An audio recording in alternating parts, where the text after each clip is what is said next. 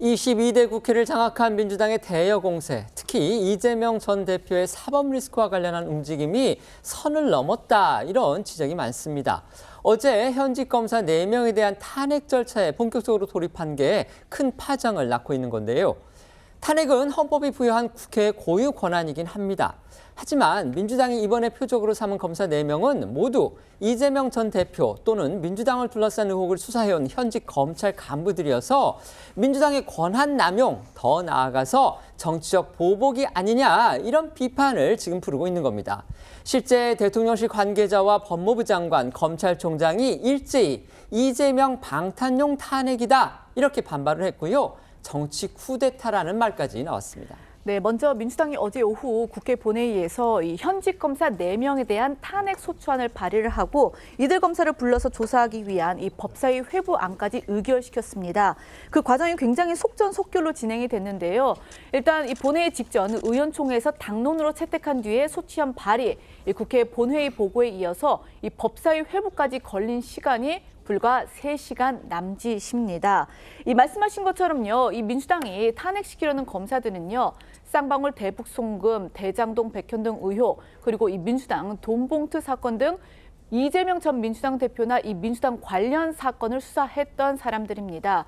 민주당은 이들이 다른 사건에서 모해 위증 교사, 위법한 압수수색 등 권한을 남용해서 위법한 수사를 했다, 이렇게 주장을 하고 있습니다.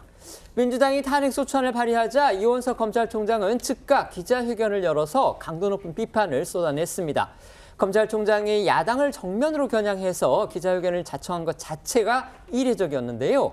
이 총장이 동원한 용어도 이재명 방탄용, 해외 토픽감, 전례 없이 수위가 높았습니다. 우선 쌍방울 대북 송금 사건을 수사한 박상용 검사는요, 이화영 전 경기도 평화부지사에게 허위 진술을 강요하고 회유했다는 의혹을 받고 있습니다. 하지만 박 검사는 앞서 이런 의혹과 관련해서 회유나 진술 조작을 한 사실이 없고 검찰 시스템상 가능하지도 않다는 입장을 밝혔는데요.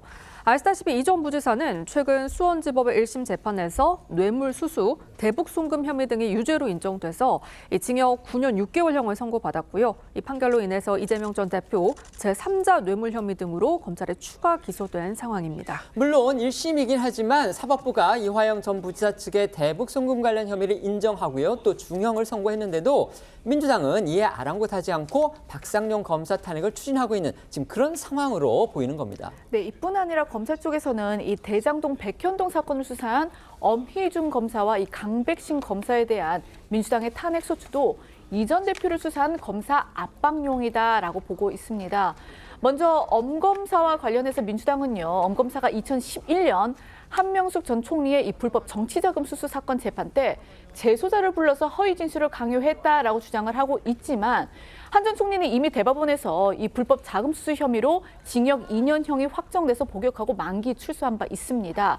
한 전 총리 사건 관련 이 검찰의 모해 위증 의혹과 관련해서도 문재인 정부 시절인 2021년 3월 조남관 당시 검찰총장 이 직무대행과 대검부장 그리고 전국 고검장 등이 모여서 회의를 거친 끝에 무혐의 결정을 내린 사안입니다. 강 검사와 관련해서도 민주당의 주장은 사법부의 판단과는 전혀 다릅니다. 민주당은 강 검사가 대선 개입 여론조작 사건에서 위법하게 압수수색을 했다고 주장했지만 법원은 지난달 21일 이 사건과 관련해 검찰이 청구한 김만배 신앙림 씨에 대한 구속영장을 발부했습니다. 그러니까 압수수색이 만에 하나 위법했다면요, 법원이 수사 절차상의 하자를 들어서 구속을 허용하지 않았을 가능성이 크다. 이게 지금 검찰의 입장인 겁니다. 여기에 민주당 전당대회 돈봉투 사건을 수사한 김영철 검사는 국정농단 사건 특검 당시 최서원 씨 조카 장시호 씨와 뒷거래를 했다는 민주당의 의혹 제기에 뒷거래 의혹의 당사자로 지목된 장시호 씨가 자신에게 보낸 메시지로 반박한 적이 있습니다. 장 씨의 메시지엔 뒤에 돌봐주는 사람이 있다는 것을 과시하기 위해 너무 큰 거짓과 너무 나쁜 말을 지어냈다.